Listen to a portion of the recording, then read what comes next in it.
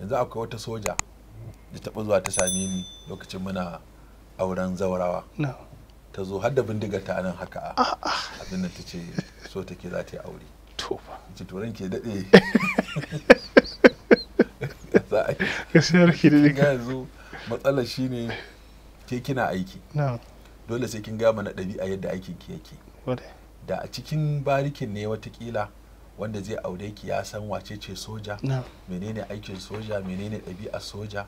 yaya ake haƙuri da ku ya ake zama da ku ana muku kishiya ko ba a yi ana muku faɗa ko ba a yi kuna yin girki ko ba kwa yi kuna kwalliya ko ba kwa yi ya kuke magana ya za a zauna da ku waye mai gidan wa yake ba da umarni wa zai hana ci ta kinga duk ba mu sa waɗannan ɗabi'o'in ba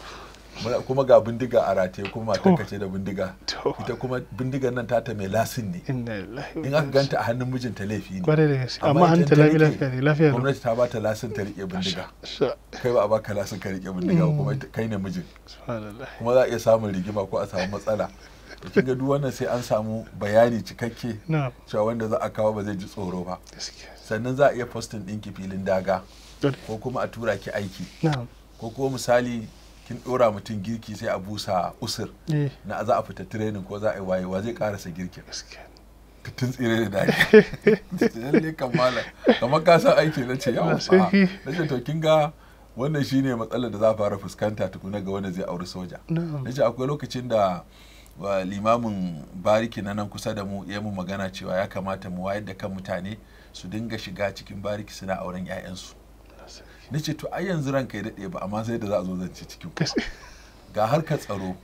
shiga ma ita shaka sannan ko mutum yanzu ya zo ya ga soja ya ce yana so farko abin da zai fara faɗo masa kan ma ya je ya wani kuskure baban ya zo ya gaskiya ya ladabtar da shi to kaga wannan ita zo da haka sai mun san ɗabi'a da yanayi yaya ina za a ga yaran in ana son ƴaƴanku ya ake yi saboda kuna cikin wani guri da ba kowa yake shiga ba kowa yake fita ba wanda zai shigo sai da izini wanda zai fita sai da izini kuma guri ne na tsaro to kaga mutum kuma yana so ya zo zance su daidaita da yarinya to kuma ina zai ganta nace to duk waɗannan abubuwan sai an shirya su to kaga irin wannan ne nace mata saboda haka kin ga sai an to ta riga ga kwanji ga nan ya mummurde da sauransu ga uniform tasa ga bindiga tasa ta tire ni sosai kaga wannan sai dai ko to irin wannan kaga watakila tun tana yarinya ɗabi'u da halaye irin na maza ne shige ta daka sai ta yi sha'awar shiga soja aikin soja saboda ta tashi da wannan kuzarin da wannan jiji din saboda haka sai ta ga kawai aikin soja ne ya fi dacewa da ita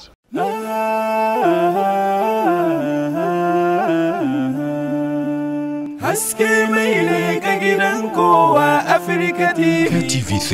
tafarkin rayuwa.